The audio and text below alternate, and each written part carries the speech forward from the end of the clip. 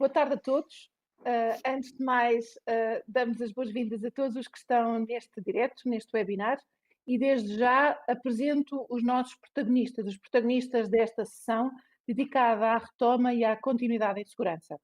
Connosco temos o presidente da CIP, António Saraiva, temos José Miguel Leonardo, CEO da Randstad Portugal, Ernesto Morgado, administrador da Ernesto Morgado S.A., e João Gonçalo Domingos, Health and Safety Director da Conti Systems Tecnologias de Informação S.A. Pedia desde já ao presidente da CIP, António Saraiva, que desse início à nossa sessão. Boa tarde, muito obrigado. É um gosto estar aqui convosco para partilhar alguma da informação que diariamente na CIP vamos tendo sobre o pulsar da nossa economia. Como sabemos, a generalidade das nossas empresas são micro e pequenas empresas e, por isso, com especificidades e necessidades muito próprias. Comparam bem em umas situações, comparam mal noutras, quando comparadas com outras realidades na União Europeia, desde logo, para já não dizer no mundo. Estamos a viver todos uma situação ímpar, uma situação que nos desafia a encontrarmos as melhores soluções para este novo problema, cuja dimensão não estávamos preparados nem nos piores pesadelos que tivéssemos para uma situação destas. E temos, ao mesmo tempo, que dominar a pandemia, conter o mais possível a pandemia, regressar à economia, como, aliás, se está a fazer. E regressar à economia faseadamente, gradualmente e com a segurança que temos que fazer, com que temos que fazer. E estas medidas que o governo português desenvolveu, de um regresso gradual, faseado, a determinadas tipologias de atividades económicas, está a correr razoavelmente bem, para não dizer que está a correr bem, e nos inquéritos semanais que a CIP tem feito, e o último que fizemos a semana passada foi precisamente sobre este regresso à economia e o que as empresas portuguesas estão a fazer, que metodologias estão a usar, 80% delas diz-nos que a avaliação é positiva e neste regresso gradual que temos que fazer, a situação é francamente positiva.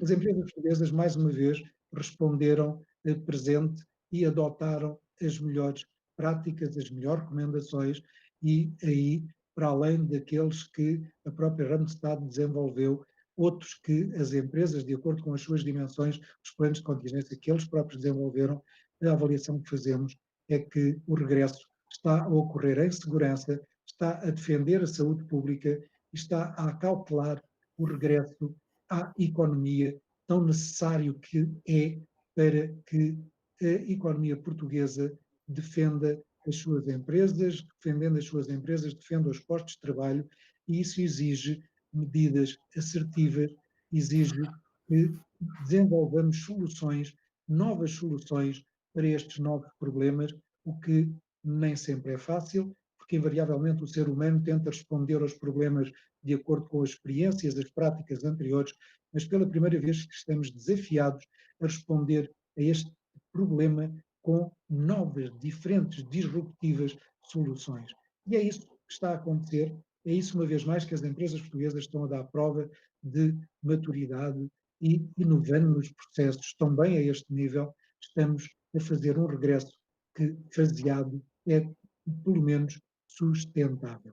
É isso que temos recomendado às empresas, que tenham o acautelamento das suas realidades, que vão preservando, garantindo a saúde pública dos seus clientes, dos seus colaboradores, mas vão cimentando este gradual regresso à economia, porque sem economia nenhum país consegue viver e não podemos, no final, como se tem dito, salvar-nos da pandemia e morrermos pela economia. E é neste justo equilíbrio, neste correto balancear das duas situações que temos trilhado este caminho estas últimas semanas.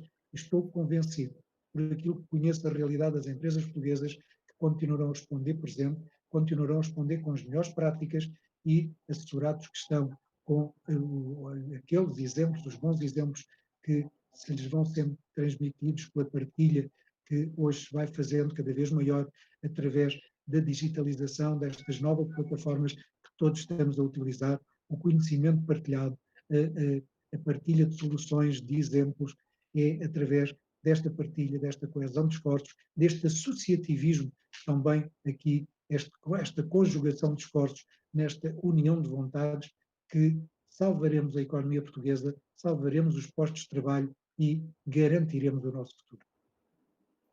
Agradeço esta abertura e passo, sem mais demoras, a palavra ao CEO da Randstad Portugal, José Miguel Leonardo. Muito boa tarde a todos aqueles que nos estão a ver e ouvir, e um cumprimento especial aos meus colegas de painel neste webinar. O novo normal tem sido uma das expressões mais utilizadas para descrever o atual contexto e os desafios da retoma. Mas esta não é uma retoma igual a tantas outras. Esta é uma retoma que deve ser feita em segurança. E é uma retoma que resulta de dois imperativos: a proteção da vida das pessoas e a garantia da sua subsistência. E se esta parece uma introdução dramática, não é. Aliás, combina bem pouco comigo realçar o lado negativo das coisas. Mas os factos são claros. E a curva crescente da pandemia gerou uma outra curva económica, em sentido inverso, esta, que coloca em causa a sobrevivência. E se não anteciparmos a pandemia e o seu impacto, rapidamente compreendemos a interligação destes dois imperativos. E por isso era preciso agir. Agir de forma concertada, agir de forma alinhada e garantir que as empresas de recursos humanos assumiam um papel que é naturalmente o seu. Neste sentido, foi neste sentido que em abril a Randstad uniu esforços a nível global com as empresas Adecco e Manpower e estabeleceu uma aliança alavancada no posicionamento único deste setor dos recursos humanos. Por estarmos presentes em vários países do mundo, trabalhando com empresas de todos os setores, diferentes dimensões, temos um profundo conhecimento da variedade dos processos de colocar as pessoas a trabalhar nas várias empresas, somos os intermediários entre o trabalhador e a empresa e, por isso, compreendemos bem as preocupações latentes de ambas as partes, gerimos trabalho flexível e respondemos à sazonalidade, modelos esses que são ainda mais cruciais na realidade atual. E, por fim, partilhando os grandes números que comprovam esta nossa experiência, existem mais de 160 mil empresas de recursos humanos em todo o mundo. Essas 160 mil empresas colocam diariamente a trabalhar mais de 58 milhões de pessoas, em toda a variedade de setores, como já referi. Para definir o que poderia ser este contributo da aliança, começámos por analisar dados, compreender como se relacionavam entre si e antecipar cenários. Este trabalho de análise foi feito com o apoio da consultora McKinsey. E os resultados mostraram o seguinte: verificou-se que a maioria dos governos atuaram em dois eixos: proteção da saúde pública e resposta económica e política, ambos absolutamente necessários e imperativos, estando interligados à sobrevivência das pessoas e à sua segurança. Obviamente que há sempre exceções, como bem conhecemos. Depois foram elaborados 9 cenários para a recessão e retoma. As famosas curvas em V, em U, em L, enfim, todos estes shapes diferentes que foram sendo estudados. No entanto, o cenário mais considerado nesta nossa análise é a recorrência do vírus, com um crescimento lento e a longo prazo, levando, por isso, a uma recuperação também ela lenta e até silenciosa. Por último, o mais importante destes dados é compreender que para uma política interventiva e efetiva vai ser necessário uma combinação perfeita daqueles dois imperativos já referidos. Não apenas no regresso imediato, mas também no chamado novo normal que se irá constituindo. E se nos focarmos exclusivamente na Europa, compreendemos esta necessidade. 50% dos empregos em risco são da área de serviço ao cliente, vendas, restauração e construção. Seguem-se depois funções como o trabalho industrial, as funções administrativas de suporte às empresas e tantas outras.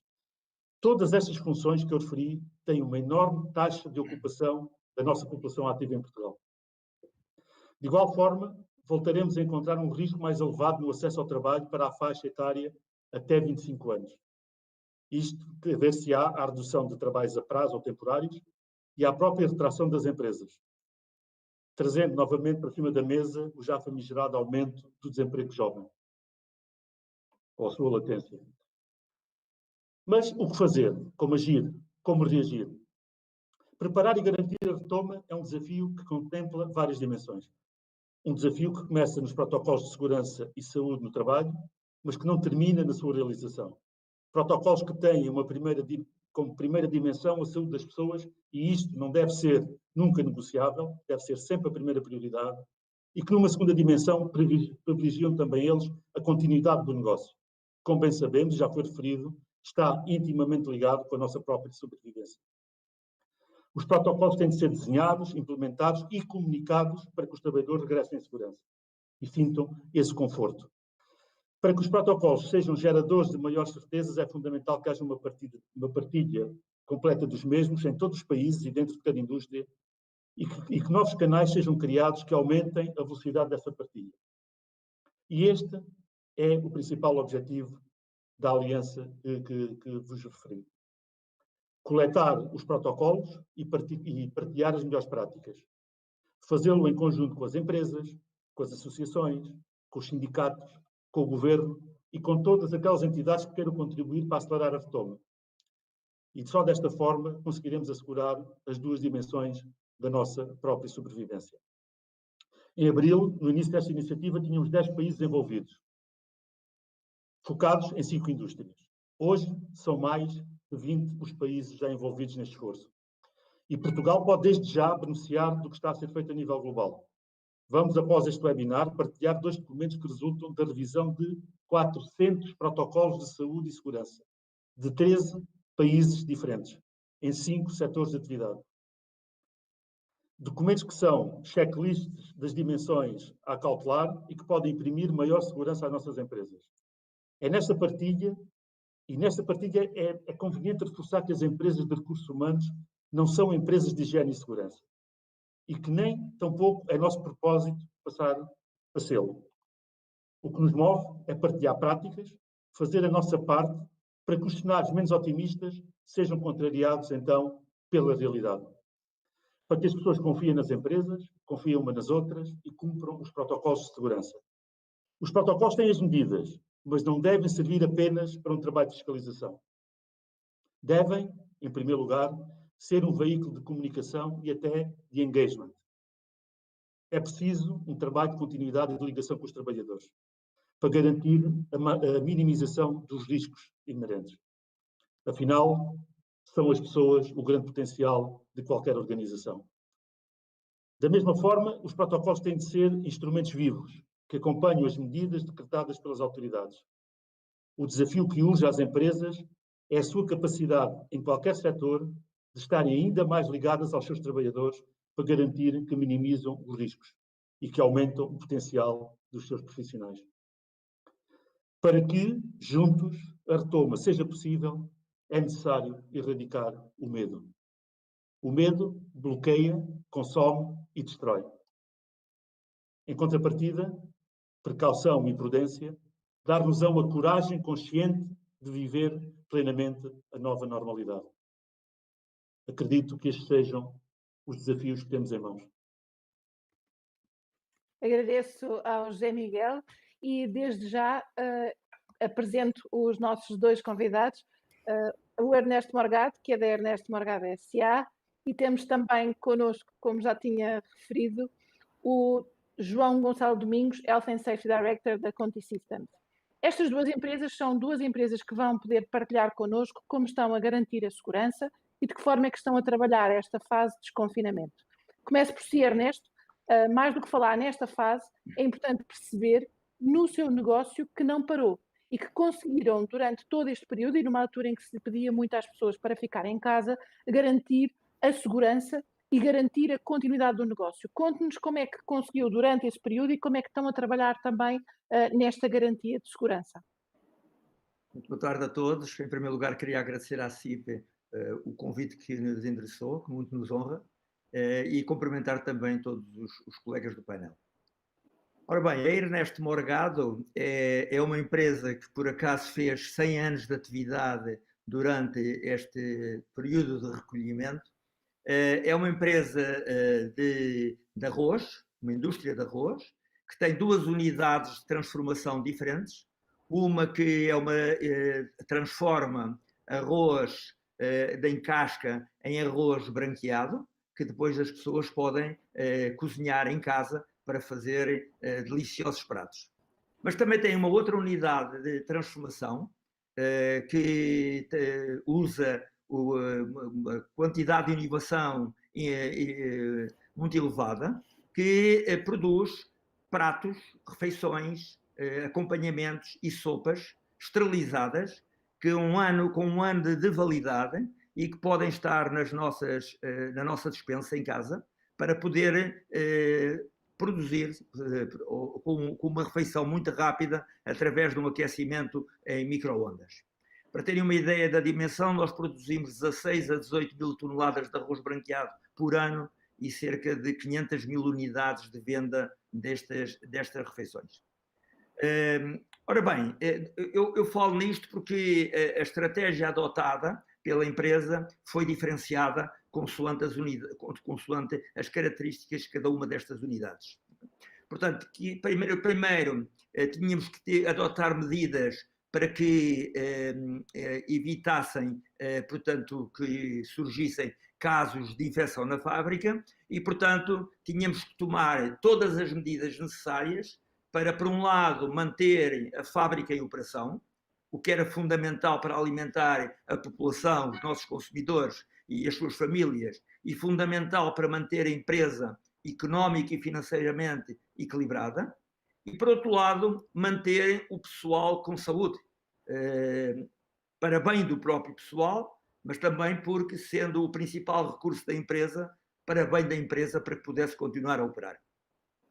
Portanto, começámos por consultar a Direção-Geral de Segurança para recolhermos a maior quantidade de informação para nos guiar neste processo e seguimos duas grandes medidas. Primeiro, criámos um plano de contingência, com medidas preventivas para orientarem toda a empresa, o pessoal, os nossos clientes e fornecedores, etc., neste novo período, e com medidas corretivas caso acontecesse alguma coisa grave.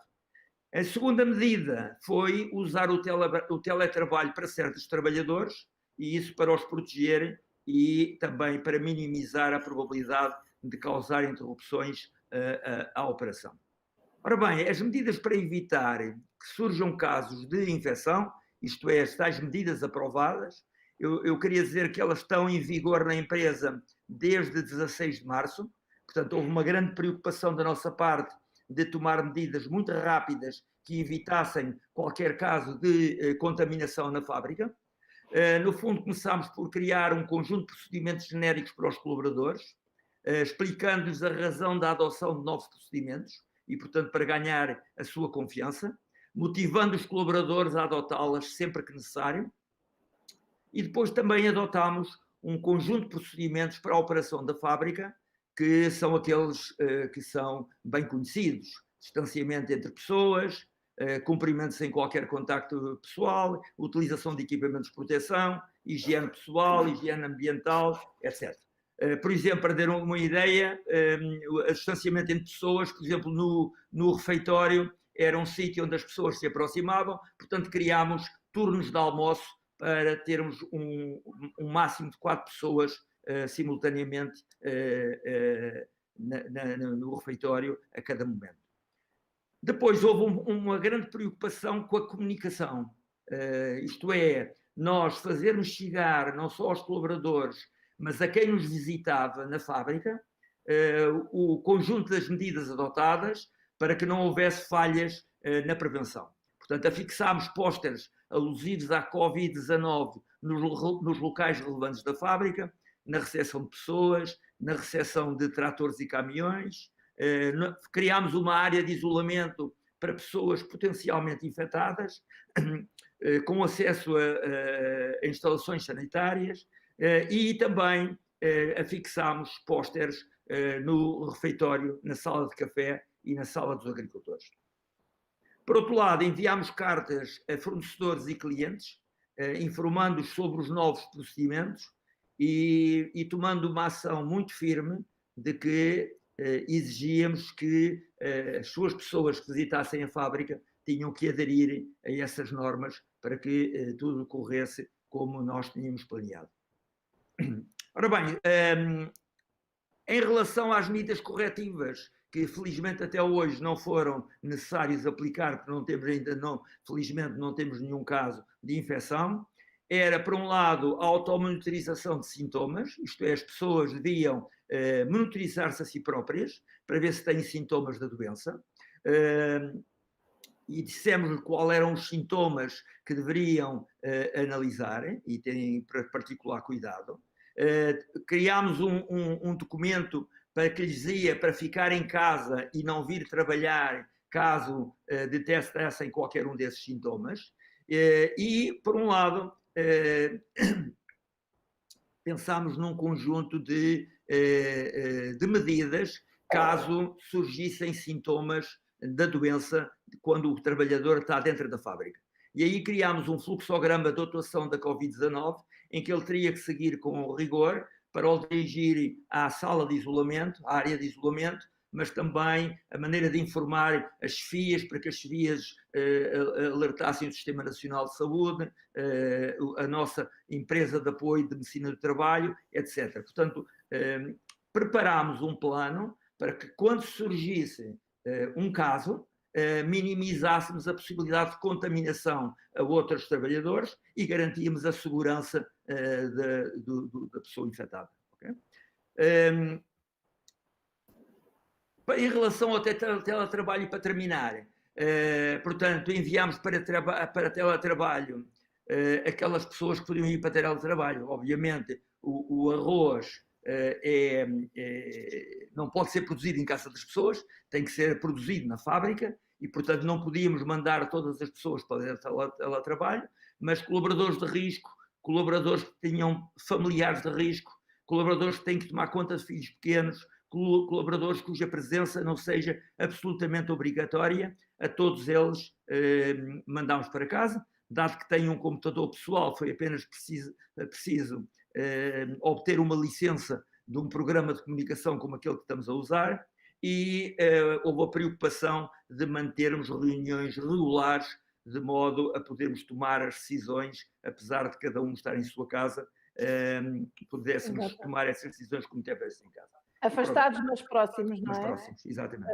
João, aproveitando aqui também no fundo esta apresentação daquilo que aconteceu numa empresa, num setor completamente diferente, mas na verdade há aqui muitas coisas que estão em comum com a forma como a Conti Systems aqui reagiu a todo este momento. Pode partilhar connosco como é que fez as suas adaptações? Certo. Antes de mais, gostaria de agradecer o convite que a CIP nos fez e gostaria também de cumprimentar todo este ilustre painel de convidados. Portanto, um pouco à semelhança daquilo que o Ernesto falou, a Conti Systems é uma empresa que teve sempre a trabalhar, mesmo durante o estado de emergência até o momento atual, nunca parou. É uma empresa que executa a sua atividade na gestão de comunicações, ok? Basicamente, a empresa está dividida em 3 grandes áreas de operação, assim por dizer. Temos 3 áreas fabris. Uma que é a Printing Solutions, desenvolve soluções de impressão offset consideradas formatos estándares de impressão, desde impressão em formulário em contínuo, em papel A4, documentos de segurança, etc. Temos uma área que executa a sua atividade na parte de gestão comunicacional de clientes, seja através de serviços digitais, seja pelo envio de correio às casas das pessoas e, portanto, tudo aquilo que eventualmente nós recebemos de extratos bancários, de faturas, de mailings publicitários, por exemplo, os cupons do Continente, eventualmente foram feitos aqui na Conti Systems. E, portanto, temos também uma área de soluções de pagamentos, é uma área que é uma concorrência direta da CIBS na parte de personalização de cartões bancários e cartões não bancários. Eu considero aqui que no interior da empresa é quase que se tivéssemos 3 empresas distintas aqui dentro. E, portanto, um pouco à semelhança também do que o Ernesto já disse e das medidas que já falou, nós percebemos que qualquer impacto que o Covid-19 tivesse no interior da nossa empresa era completamente desgastante. E, portanto, tínhamos que tomar medidas que garantissem não só a proteção dos nossos trabalhadores, mas também que garantissem o seu posto de trabalho e, ao fim e ao cabo, a nossa relação comercial com os clientes. E, portanto, logo numa primeira fase, e de acordo com as medidas que foram decretadas pelas autoridades de saúde, a Conti Systems desenvolveu um plano de contingência, logo numa primeira fase, com um conjunto de medidas, das quais a promoção do teletrabalho para as funções administrativas e de suporte, uma definição de uma equipa de task force que pudesse atuar de uma forma rápida e de partilha de informação e consulta dos trabalhadores, para que não existissem qualquer dúvidas de quais é que seriam os procedimentos que os trabalhadores teriam que fazer no interior da empresa e qualquer dúvida que tivessem, seja de um ponto de vista de recursos humanos, seja de um ponto de vista de segurança no trabalho e até propriamente das operações que têm que desempenhar. E, portanto, essa task force foi logo criada desde o início. Numa primeira fase, desenvolvemos um conjunto de medidas que passou em falar com a nossa equipa de primeiros socorros para terem procedimentos específicos na eventualidade de existir um caso suspeito no interior da empresa. Criámos zonas de circulação específicas e efetuámos uma segregação de áreas, ou seja, nós tentámos ao máximo criar desfazamentos de horários e desfazamentos de horas de refeição para que não existissem nos espaços comuns da empresa um grande aglomerado de pessoas. Reforçámos o nosso plano de limpeza e de desinfecção dos postos de trabalho, mais concretamente naqueles pontos específicos onde eventualmente as pessoas tinham um maior contacto, maçanetas de porta, corrimões, computadores, máquinas de trabalho, e adaptámos todo esse plano de limpeza e desinfecção com base neste desfazamento horário. Promovemos também a automonitorização de sintomas.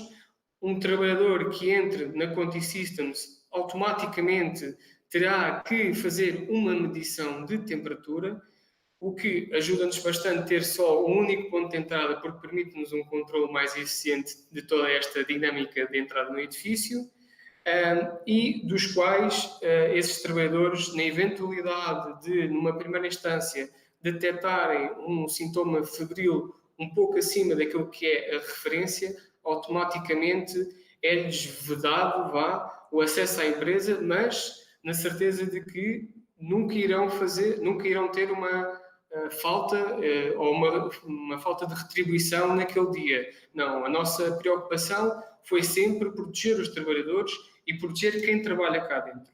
E, portanto, era esta informação e partilha que nós quisemos que os trabalhadores tivessem esta segurança e que, ok, nós temos estes procedimentos, mas não implica que a pessoa não esteja protegida, seja na parte remuneratória, seja na parte da própria segurança e saúde da pessoa.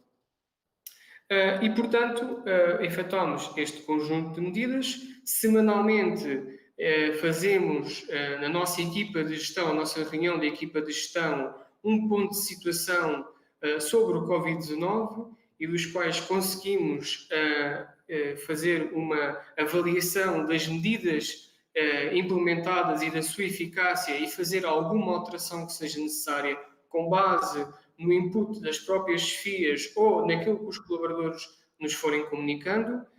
Há aqui um lema na empresa que só há uma coisa mais importante que os nossos clientes, que é a segurança dos trabalhadores. E é, de facto, isso que nós tentamos fazer aqui internamente. Nós queremos que as pessoas sintam que têm um lugar seguro e um lugar saudável para trabalhar. E essa é a nossa principal importância.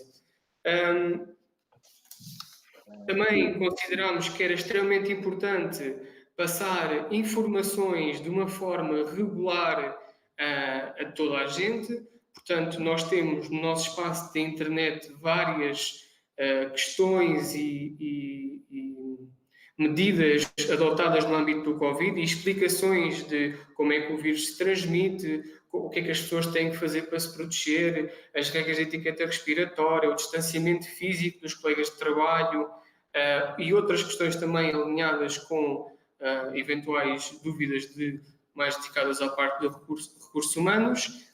Reforçámos também a nossa sinalização nos postos de trabalho em pontos específicos de acesso desses trabalhadores e, portanto, aquilo que nós consideramos extremamente importante é todas as medidas que implementamos, simples ou complexas, só serão possíveis se os trabalhadores tiverem os comportamentos corretos, as informações corretas e fidedignas e tenham um bom senso, porque eu posso fazer tudo e mais alguma coisa, posso criar corredores de circulação, posso criar linhas de divisão, posso fazer alteração de postos de trabalho, mas se a própria pessoa, e eu acho que isso também foi um pouco as orientações das autoridades de saúde, estas guidelines todas, se eu não tiver um bom senso daquilo que estou a fazer e uma noção daquilo que estou a fazer, nada é garantido. E, portanto, foi nisto que nós apostámos, na sensibilização dos trabalhadores, sensibilização não, consciencialização, porque aí já é um cumprimento daquilo que foi comunicado, e é aí que nós constantemente estamos a atuar aqui na empresa. Nesta fase, já numa fase de desconfinamento, estamos a preparar o regresso progressivo de quem está em teletrabalho ao local de trabalho, ainda que de uma forma em regime parcial e não completo. Promovemos ainda mais, através de medidas impostas no próprio local de trabalho, distanciamento físico, porque consideramos que agora, num retorno à empresa, há um maior número de pessoas na empresa e, portanto, há efetivamente uma maior probabilidade de contágio e, portanto, o distanciamento nunca foi mais importante agora, que é para não voltarmos à parte que estávamos há um mês atrás. E, portanto, estamos a preparar para este regresso progressivo ao local de trabalho. João, e deixa-me aqui aproveitar um bocadinho, porque eu acho que aquilo que parece que fica muito claro, até para quem ouviu os vossos dois exemplos, é que há aqui uma grande complexidade. Há uma especificidade da indústria e há até alguma complexidade naquilo que é uma elaboração dos protocolos para garantir que conseguimos não só considerar todas as dimensões, mas até garantir o seu cumprimento e implementação. Por isso, se calhar, aquilo que eu vos pedia é o que é que vocês acham dentro dos vossos setores de atividade, quais é que são as dimensões mais críticas e onde é que sentem que pode existir também um maior risco do incumprimento de protocolo? Começando por mim ou pelo Ernesto? O João estava aqui lançado, deixamos aqui terminar as 8, depois passamos para o Ernesto, sendo que estão à vontade para interromper, e tanto o António como o José Miguel, que também estão aqui connosco, também se quiserem intervir, estejam à vontade, é nesta partilha que podemos também dar mais informação de como construir estes protocolos, quais as dimensões que temos que terem atenção, e convidamos também todas as pessoas que nos estão a seguir, se quiserem colocar questões, depois também as ouviremos. Ok, com certeza. Pronto, como eu referi, a Coty Systems tem, digamos, dois segmentos. Um segmento composto por funções administrativas e suporte e um segmento composto pela atividade de fabril. Portanto, retirando o segmento das funções administrativas e de suporte, ficamos única e exclusivamente com estes trabalhadores.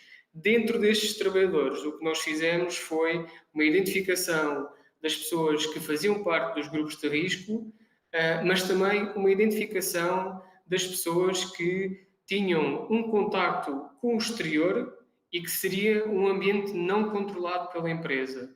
E aí foi aí que nós implementámos medidas mais restritas e um acompanhamento mais contínuo destes trabalhadores.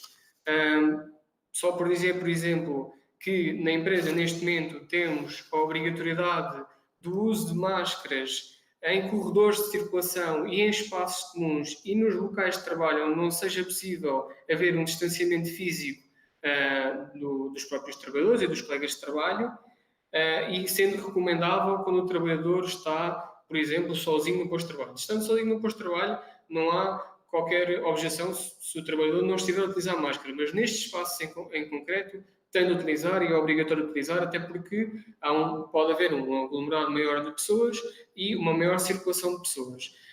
O que nós fizemos foi identificar nas próprias áreas quem é que tem um contacto com o público, porque não parando a empresa, também houve a necessidade de continuar a ter o nosso contacto com prestadores de serviço no âmbito de manutenção de equipamentos e, portanto, essas pessoas que servem de elo de ligação com esses prestadores de serviço tinham equipamentos de proteção individuais mais reforçados, ok? Uma maior preocupação em efetuar esse acompanhamento, mas também em garantir o distanciamento e uma imposição de quais é que são as próprias regras da empresa.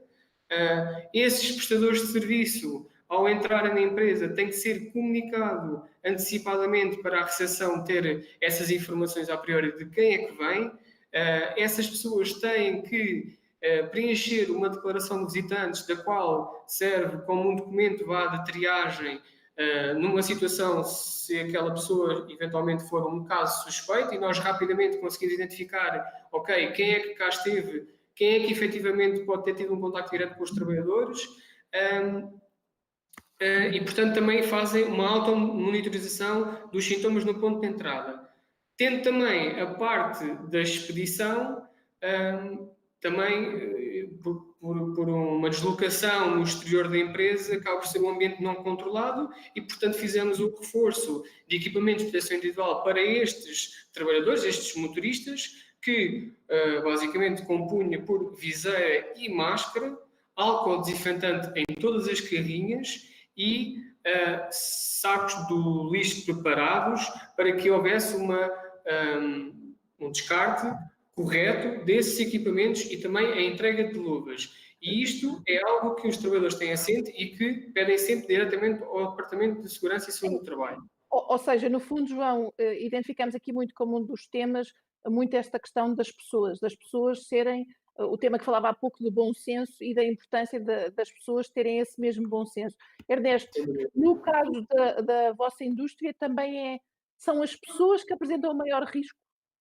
Claramente. As pessoas são sempre quem apresenta o maior risco e nós temos que motivá-las e levá-las a cumprir com naturalidade aquilo que é fundamental para a sua própria saúde e para a sobrevivência da empresa.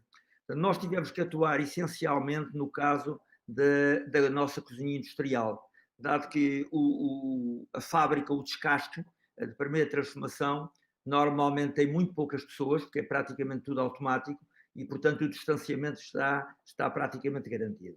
Mas no caso da cozinha industrial, que é uma operação que exige muitas operações manuais e, portanto, tem um número elevado de trabalhadores a trabalhar conjuntamente, isto leva a uma grande proximidade e, ainda por cima, exige o uso de máscaras, exatamente por causa disso. Algo que é muito desconfortável num ambiente quente e com umidade resultante dos vapores da cozinha. Portanto, aqui foi onde nós exercemos a maior atuação. Portanto, estas condições exigem uma grande disciplina da parte dos próprios trabalhadores para garantir um distanciamento entre si.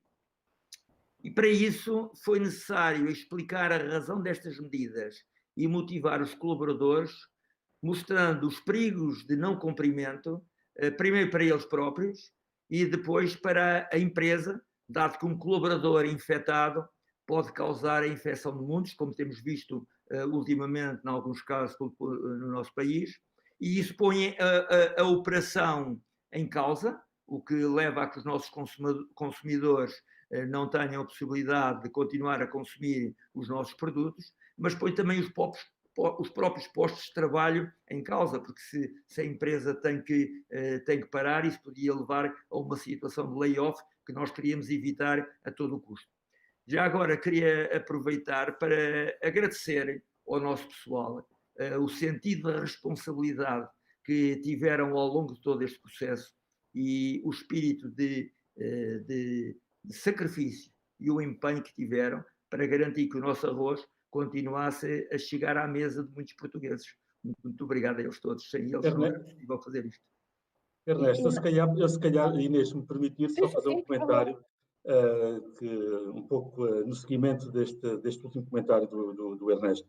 Eu tive a oportunidade de referir na minha intervenção inicial que os protocolos, ou seja, os protocolos servem para estas duas dimensões, para proteger as pessoas e também para darem garantias de que podemos voltar a uma produção mais normal do que aquela que, na maioria dos casos, tem vindo a acontecer nestas últimas semanas.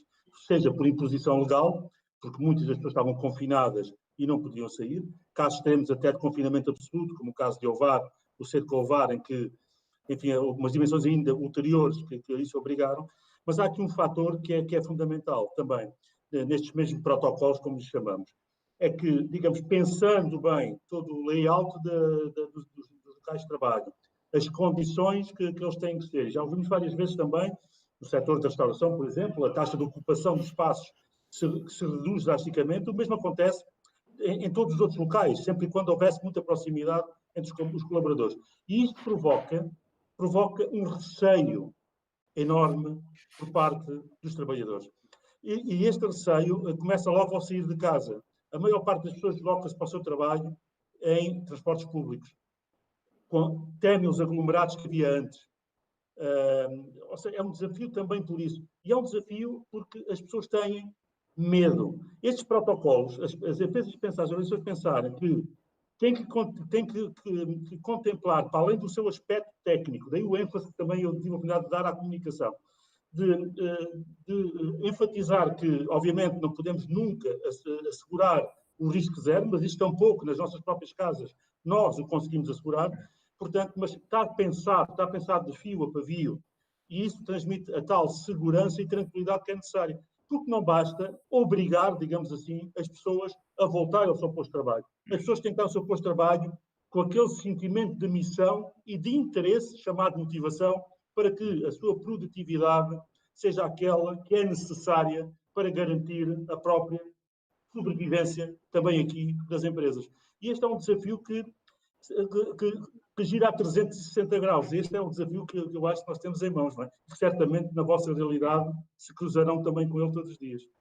E se calhar pegando um bocadinho naquilo que estava a dizer José Miguel, o que eu perguntava agora ao Ernesto e ao João é, considerando que vocês conseguiram passar por toda esta pandemia dando continuidade ao negócio, e, portanto, neste momento estão, efetivamente, até a trazer algumas pessoas que tinham em teletrabalho novamente para a realidade laboral, e considerando que temos muitas empresas também a ouvir-nos, qual é que era o conselho que vocês davam às empresas portuguesas, sabendo que houve setores muito mais afetados e que, quando falamos aqui de retoma, estamos a falar em retomar mesmo o negócio, mas com base na vossa experiência e dessa experiência de quem viveu em modo de pandemia, quando se pedia a toda a gente para ficar em casa e vocês tinham que trazer os trabalhadores para a realidade da empresa, que conselho é que vocês aqui dariam a estas empresas de como é que elas podem garantir sempre a segurança das pessoas, mas também aquilo que é a continuidade do negócio, porque, como o António bem referiu, há aqui uma relação direta nesta sobrevivência, da sobrevivência das pessoas e da economia, não é?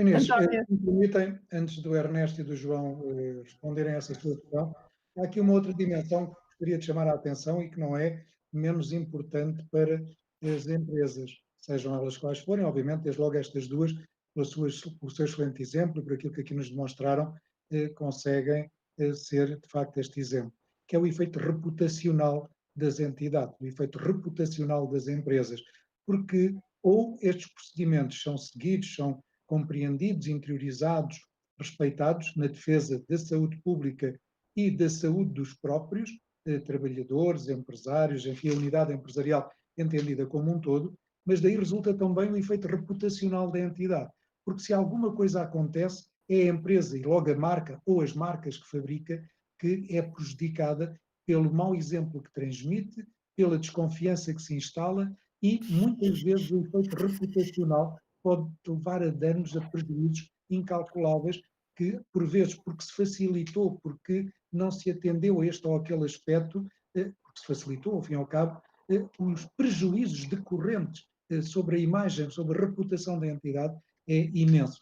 E por isso estes bons exemplos que quer o Ernesto, quer o João aqui nos trazem, mas apenas para introduzir este fator do efeito reputacional, que também aqui, não apenas na qualidade dos produtos, na excelência do serviço, mas agora, nesta fase de pandemia e na resposta à saúde pública, na resposta aos bons procedimentos, o protocolo que cada um terá, o efeito reputacional envolvido, que é fundamental preservar, porque é a sobrevivência da empresa que igualmente está em causa se, por qualquer razão, este aspecto for descurado. Era apenas isto que queria acrescentar. Pedi-vos então aqui um conselho. Sim, eu já agora, pegando nas palavras do António Saraiva, a reputação é algo que leva anos e anos a construir, mas que vai por água abaixo de um momento para o outro. E, na verdade, a confiança, quer dos nossos consumidores, quer dos nossos clientes, quer também dos fornecedores, do pessoal da banca, isto é, de todos os shareholders da empresa, é absolutamente fundamental para manter essa reputação. Portanto, eu acho que é preciso mostrar que fizemos todos os esforços para evitar que algo corra de mal, apesar de não podermos garantir isso com toda a certeza, mas não só para fora, mas também para dentro. Isto é, para nós levarmos as pessoas a operar em situações de sacrifício, é preciso que elas vejam que nós estamos a tomar todas as medidas necessárias também para a sua proteção. E, portanto, que não é apenas zelar pelos interesses da empresa, mas também zelar pelos interesses dos colaboradores e das suas famílias. E, portanto, eu acho que isso, eles têm que perceber-se disso para aderirem exatamente com entusiasmo ao trabalho. Já agora, em relação, se me permite, responder à sua pergunta, portanto, eu acho que aqui não basta apenas explicar as razões das medidas que têm que ser adotadas e demonstrar as consequências do não cumprimento, mas também é preciso envolver os colaboradores na elaboração dos procedimentos. Eles têm que perceber que também são ouvidos e que a empresa se interessa exatamente para aquilo que eles têm a dizer. Quanto à questão de uma recomendação que eu faço, e é de enviar para teletrabalho todos os colaboradores, na altura em que seja de enviar para casa. Nós não sabemos se esta retoma não vai levar a um crescimento dos contaminados e, portanto, tenhamos que voltar novamente a casa. Eu acho que as empresas, quando isso acontecer, devem tomar a medida sobre o teletrabalho de imediato. Eu tive uma experiência muito interessante, não só nesta empresa, mas noutra empresa que também lidero, que é ao contrário do que eu supunha, a produtividade não desceu com o teletrabalho. Antes, pelo contrário.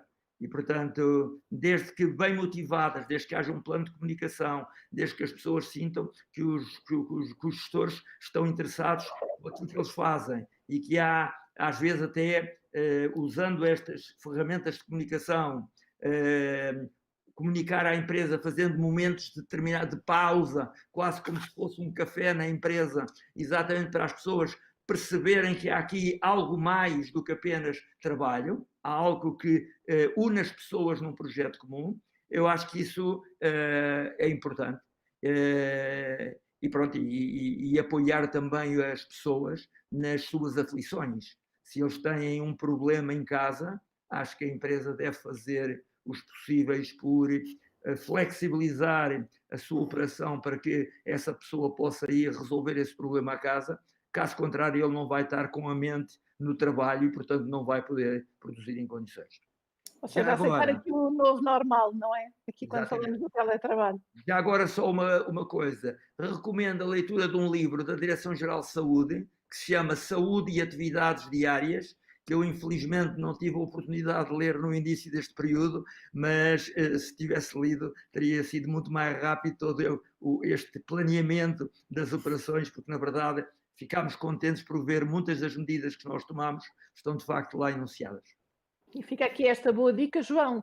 Se pudéssemos dar aqui, ou fazer aqui esta recomendação às empresas que nos estão a ouvir, algumas com protocolos já, outros provavelmente a ultimar os seus, qual é que seria aqui a recomendação que dava? Bem, da parte da Conti Systems e das medidas que foram implementadas até o momento, o conselho que eu dou e que eu acho que é o mais importante, e acho que o Ernesto também já referiu, é a comunicação. É a comunicação com as pessoas, é que essa comunicação seja entendida e seja compreendida, mas também o retrocesso dessa comunicação. Ou seja, sentir que os trabalhadores estão a ser ouvidos, sentir que as preocupações dos trabalhadores estão a ser atendidas e os trabalhadores sintam que as empresas, ou neste caso que nós, estamos a resolver aquilo que é as preocupações deles na medida em que seja possível. E, portanto, a comunicação aqui é o que eu considero o mais importante e é o mais importante que as empresas podem tomar. Podem fazer 1001 regras, 1001 procedimentos, 1001 protocolos. Se não existir uma comunicação e uma preocupação genuína para quem está nas empresas a trabalhar e também para quem está em teletrabalho, porque, digamos, estar em teletrabalho não implica que a pessoa não esteja a ser produtiva, antes, pelo contrário, está a trabalhar mais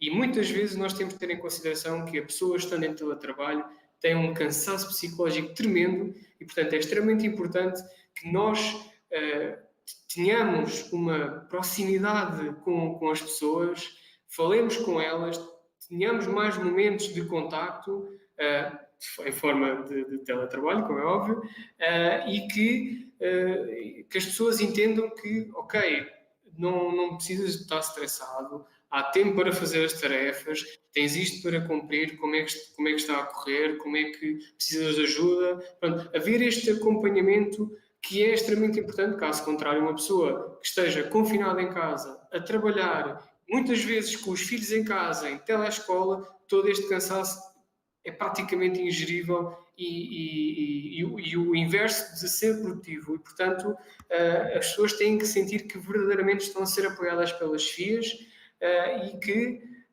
têm esta capacidade de autogerirem-se, mas também que haja essa compreensão dessa autogestão. Por exemplo, diria.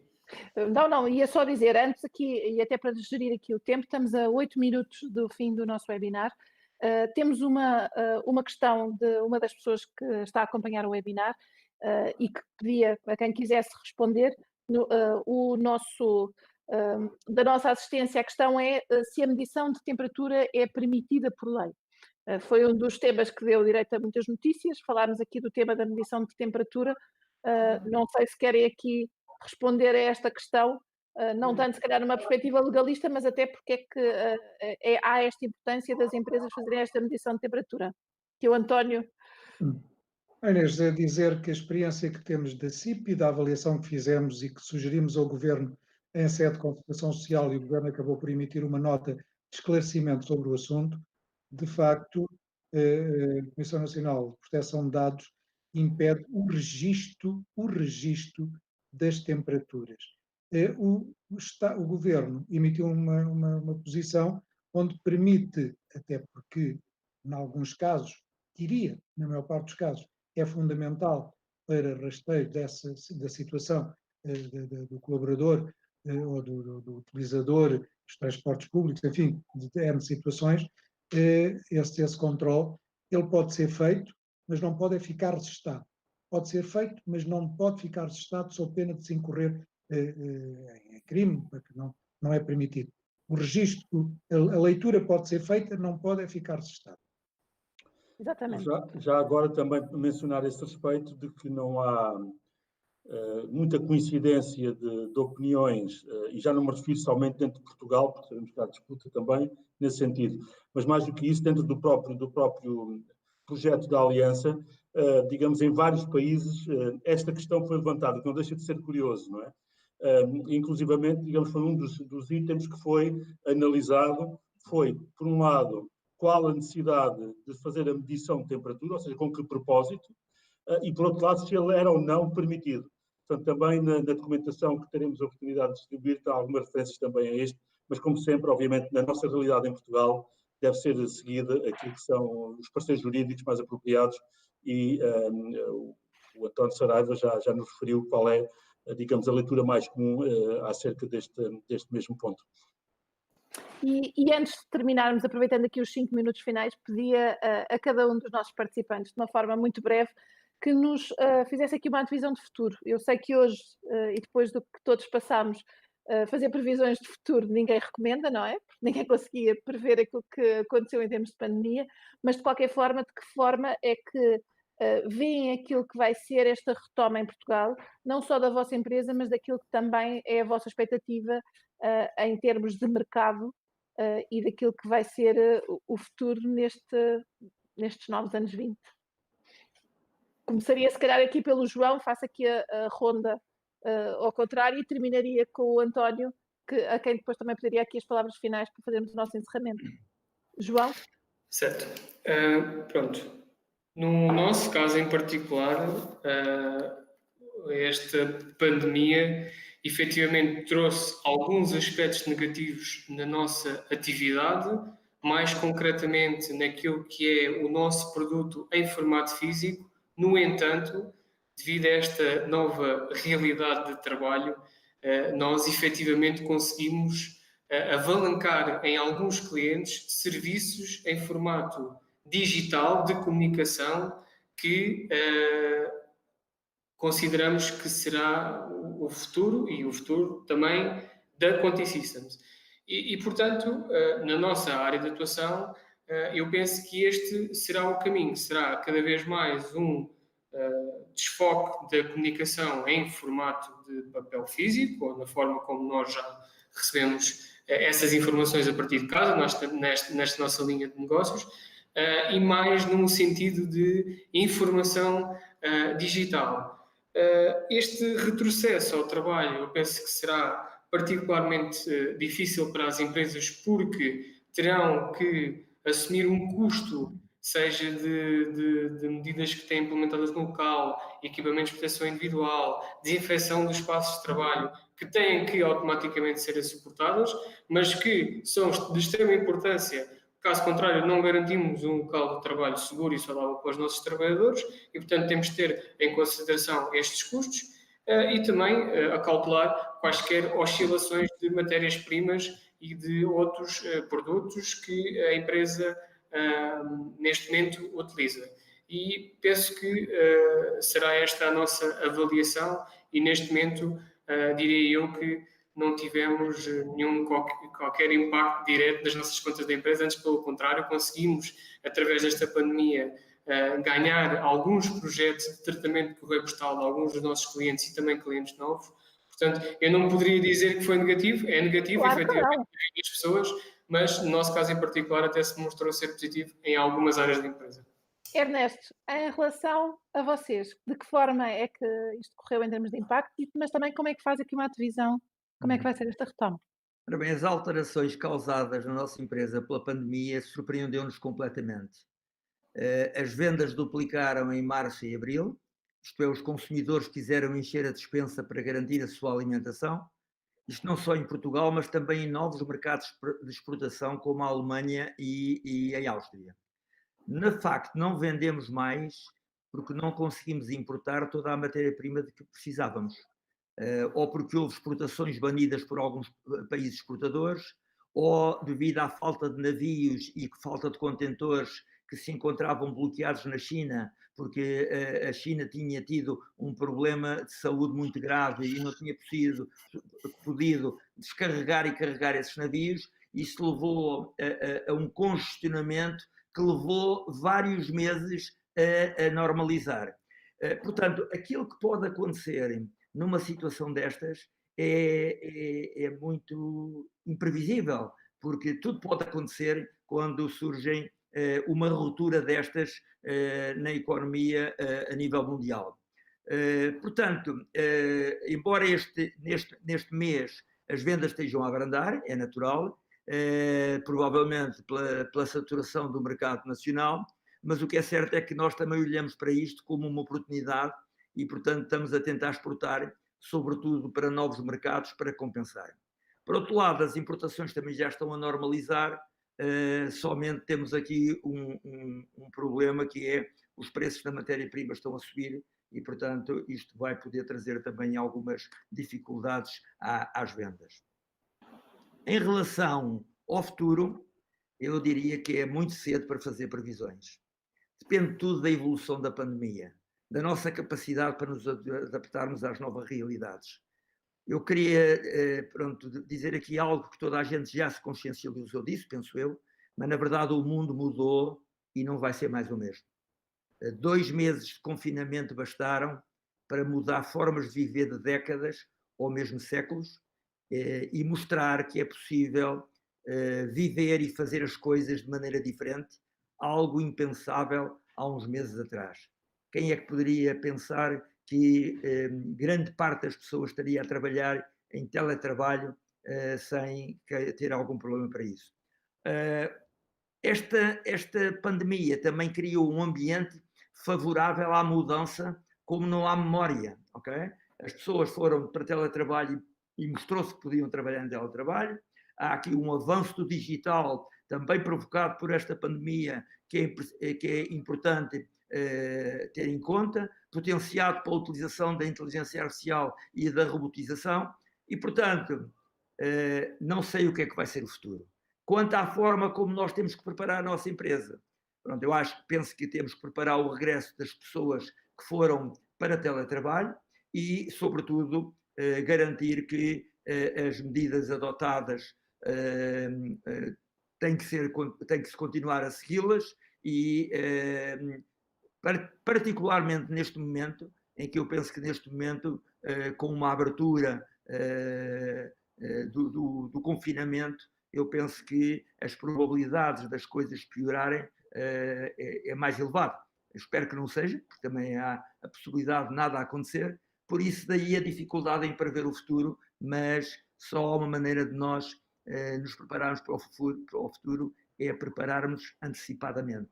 Isto é, temos que criar planos de contingência, consoante aquilo que aconteça, estamos preparados para poder tomar rapidamente, porque este vírus não para, é muito rápido, e se nós não formos mais rápido que eles, vamos nos arrepender.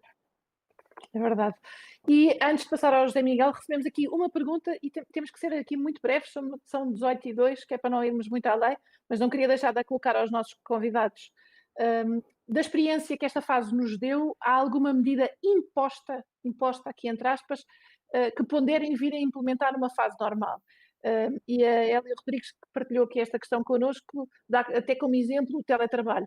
Eu acho que acabamos aqui já por ter respondido aqui um bocadinho a esta questão, deste novo normal. Se calhar, se me permitir, e também em benefício do tempo, se calhar juntava o meu comentário final também, endereçando um pouco essa questão, obviamente depois, sem prejuízo que os meus colegas façam o mesmo, obviamente. Na China, a palavra crise é escrita com a combinação de 2 caracteres, em que um significa separadamente problema e o outro significa oportunidade.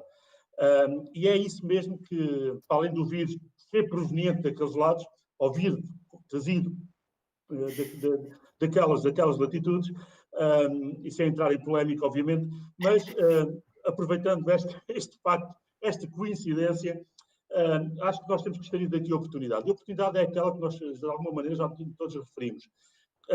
O mundo não vai ser o mesmo.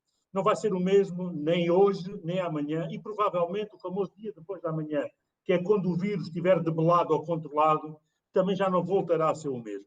E se isto significa um perigo no dia de hoje, porque as pessoas desconfinaram, as pessoas têm vontade de voltar a algumas rotinas que faziam antes, esta é a parte perigosa, e daí eu ter referido na minha abertura que temos que tomar aqui a precaução e prudência, mas uma coragem consciente ao mesmo tempo. E esta coragem consciente é a consciência de que as coisas não são iguais àquilo que eram. E no seio das empresas, se antes havia algum problema que era muito medido, que era o absentismo, media-se menos o presentismo. E o presentismo era aquilo que levava as pessoas a estar sem estarem. E muitas vezes não só não estavam eles próprios, como não deixavam estar outros. E são dinâmicas de grupo, isto acontece, não é específico de nenhuma empresa ou de nenhuma organização. Eu diria que alastrava de forma bastante frequente no seio das organizações. E isto é uma oportunidade porque as pessoas podem trabalhar remotamente. E nós provamos que é possível trabalhar remotamente quando a natureza do trabalho o permite, quando a tecnologia também o permite, quando as empresas estão preparadas para isso, mas falta aqui novamente um ingrediente fundamental. E este ingrediente é a liderança. A liderança tem que ter um misto de confiança e de controle, sendo que o controle não é o controle do input, não é o controle de espreitar por cima do ombro para verificar se a pessoa está a cumprir, mas é sim um controle de controlar os outputs, ou seja, aquilo que se produz efetivamente. E isto é um salto enorme que temos que dar também em Portugal. E mais uma vez, isso respondendo à pessoa que me fez a pergunta, na minha opinião, eu diria que não vai ser o pêndulo, não vai passar do 8 para o 80, mas o teletrabalho vai ser muito mais frequente para benefício de todos e principalmente dos indivíduos, que não têm que estar horas infindas em trânsitos, em filas de trânsito ou enlatadas nos transportes públicos, porque está tudo à mesma hora. Vai haver muito mais flexibilidade, muito mais liberdade, que, como bem sabemos desde pequeninos, maior liberdade, maior responsabilidade, e este, mais uma vez, é o grande desafio da liderança que nós temos pela frente. E deixem-me partilhar convosco que aqui muito no seguimento também do que estávamos aqui a falar, do tema da produtividade, a Rosa Reis comentou connosco no nosso canal, aqui no seguimento do webinar. Sou docente de um colégio e gostaria de referir que a produção dos meus alunos tem sido muito superior em aulas online do que em aulas presenciais. E fica aqui também esta partilha antes de terminarmos, e passo a palavra ao António, não só para esta futurologia, se é que se pode fazer alguma, mas também para depois fazer aqui o encerramento. Muito bem, eu acho que estes dois exemplos que estas duas empresas, do Ernesto Morgado e do João Domingos, aqui nos trazem, são um bom exemplo daquilo que também será este novo futuro. Estas boas atitudes, estas boas práticas, esta responsabilidade social que aquilo que o José Miguel liderança, enfim, esses são pilares nos quais teremos que suportar, continuar a suportar o nosso futuro. Aqui é um futuro que, obviamente, será diferente deste passado recente, porque se há coisas que o Covid nos trouxe, foi a disrupção de metodologias, de zonas de conforto, saber fazer e saber estar. O futuro que vamos enfrentar é com esta liderança, com esta responsabilidade social, com este mundo de oportunidades, porque esta crise não é diferente, é disruptiva e é diferente pela dimensão, mas não é diferente nas oportunidades que nos traz. E, como vimos, no caso do Ernesto, inclusivamente, durante este tempo, e espero que no futuro, inclusivamente chegaram-lhe novos mercados e aumentou inclusivamente as vendas. Há que sustentadamente garantir isso e estamos num tempo em que estamos desafiados a responder a tudo isto. Nós, o Covid, aquilo que nos trouxe foi uma crise sem precedentes, foi uma situação sem precedentes de rupturas. Uma crise em que, sobre a oferta e sobre a procura. Sobre a oferta, porque a interrupção das cadeias de abastecimento, a desintegração das cadeias de valor globais, os trabalhadores em quarentena, enfim, diminuindo, obviamente, essa mesma oferta, e sobre a procura, porque o consumo, os investimentos, as exportações a caírem a pico, enfim, pela primeira vez tivemos esta dupla situação, e aquilo que vai resultar de diferente é que temos que perceber que esta política de desindustrialização, desde logo da União Europeia, esta focalização noutras regiões geográficas, a dependência estratégica que hoje consciencializamos que perdemos, isto vai fazer com que, e já está a fazer, com que a União Europeia adote políticas de reindustrialização em áreas que são nucleares, a saber, aquelas que já foram definidas, a questão do combate aos desafios, de combater de forma eficaz os desafios do ambiente, das alterações climáticas, a economia circular, o Green Deal, enfim, tudo isto que vai trazer desafios e oportunidades às empresas, a transição para a economia digital, porque estamos num tempo em que já vínhamos com esse desafio, a crise acelerou estes comportamentos, estes webinários, estes teletrabalhos, que vieram para ficar. O novo trabalho, a nova metodologia, a nova morfologia do trabalho, e por isso nós, já antes da crise, nós CIP tínhamos apresentado um estudo, O Futuro do Trabalho, onde já perspectivávamos profundas alterações na tipologia, na morfologia de fazer um conjunto de tarefas, o desaparecimento de outras, o aparecimento de outras totalmente novas, as relações de trabalho, tudo isto vai ser alterado, tudo isto vai ser diferente.